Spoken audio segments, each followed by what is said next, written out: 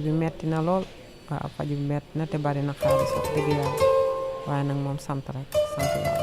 C'est pourquoi le chef de l'État, dans le cadre déjà du budget 2019, a mis une dotation supplémentaire d'1 milliard pour appuyer les malades du cancer.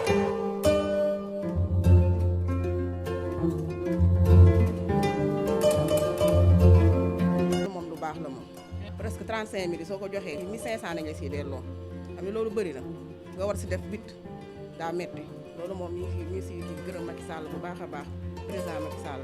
C'est une aubaine pour les malades parce que on avait beaucoup de perdu de vue du fait de cette cherté de la chimiothérapie qui est devenue gratuite depuis le mois d'octobre 2019 et donc c'est vraiment une aubaine pour les malades. Premièrement, on perdait beaucoup de malades. On perdait 30% dans les thèses que nous avons encadrées ici. Depuis que la gratuité a eu lieu depuis le mois d'octobre, on était en moyenne, avant cette gratuité, à 30 chimios en moyenne par jour. Là, la journée d'hier, on en a fait 60. En tant que médecin, nous sommes soulagés. Il y a un autre volet qui est très important, c'est l'accès à la prise en charge de la douleur, c'est-à-dire la gratuité des antalgiques, les médicaments de douleur. Un malade peut avoir un cancer, ne pas pouvoir bénéficier de chimiothérapie parce que sa maladie a évolué, mais il aura toujours besoin d'être soigné. Donc ce qu'il faut, c'est qu'il y ait les médicaments de douleur. Et ces médicaments-là, aujourd'hui, sont disponibles ici, sont disponibles dans la PNA. Et les malades vont en disposer gratuitement. Dans cette liste, si on associe 3 ou 4 qui figurent sur la liste de gratuité, on se retrouve avec d'autres chimiothérapies gratuites au cours du cancer, tels que les lymphomes de Hodgkin et les lymphomes non-Hodgkiniens. Surtout les lymphomes non-Hodgkiniens, où on a toutes ces molécules que l'on utilise qui figurent sur la liste. Donc ce n'est pas seulement gratuit au finish pour le col et le sein, ça l'est également pour certains types de cancers du sein. L'État a fait assez quand même en achetant 3 accélérateurs pour la radiothérapie, et 3 dans le public, 1 dans le privé, en rendant la gratuité de la chimiothérapie des cancers gynécologiques. C'est un pas énorme. Il a salué, c'est le prix. Je rappelle qu'aujourd'hui, le malade paye 150 000 francs dans le public pour faire sa radiothérapie, alors que le coût estimé est de 1 million pour chaque patient. Ça veut dire que l'État a fait beaucoup d'efforts pour rendre accessible cette radiothérapie à la population. Je pense que c'est le seul pays de l'Afrique de l'Ouest où il y a 3 appareils de radiothérapie. Dans les autres pays, il n'y en a qu'un seul. Et il y a beaucoup de pays qui n'ont pas d'appareils de radiothérapie, notamment des pays limitrophes du Sénégal, où ces malades-là viennent aussi avec leurs maigres ressources. waaw fii moom amul dara luñ fiy jàmmat parce que lépp nice na nit ki moom boo feebaree rek dañuy ñaan yàlla ñu xam nga am loo fajoo rek.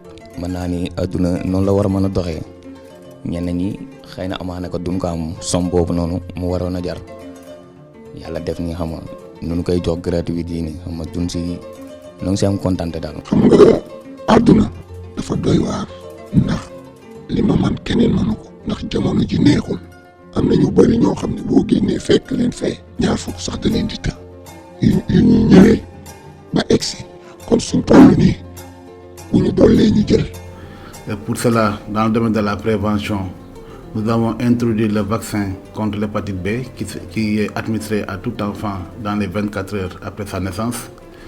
Et aujourd'hui, nous avons une couverture vaccinale de 82%. Il a aussi introduit le vaccin contre le virus du papilloma humain qui est administré chez les filles âgées entre 9 et 14 ans. Et aujourd'hui, nous avons une couverture vaccinale de 83%. Il faut dire aussi dans le domaine de la détection précoce, aujourd'hui il est mis dans certains centres de santé du Sénégal et aussi dans certains hôpitaux de matériel pour dépister précocement les cas de cancer, mais aussi pour les traiter. Tout ça pour vous dire qu'il faudra insister sur les facteurs de risque de survenue, c'est-à-dire certaines professions, les menuisiers. On a eu beaucoup de patients qui ont présenté des cancers du sang parce qu'ils ont manipulé des produits toxiques liés à la culture, par exemple les cultivateurs qui manipulaient les engrais chimiques, etc. Il faut également insister chez les peintres qui manipulent les peintures avec du benzène à l'intérieur, chez également les coiffeurs et coiffeuses qui utilisent des produits toxiques tels que le lac, etc., qui peut être très nocif pour le sang.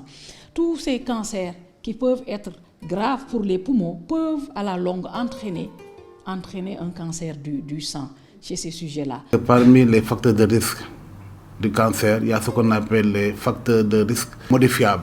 Et là, c'est le tabagisme, donc c'est d'arrêter le tabac, d'arrêter l'alcool, avoir une vie saine, c'est-à-dire faire du sport au moins 30 minutes par jour, mais aussi d'avoir une alimentation saine. Là, c'est des facteurs qu'on peut modifier. Maintenant, il y a des facteurs externes qu'on ne peut pas modifier. C'est lié aux facteurs héréditaires, c'est lié aussi à la vieillesse.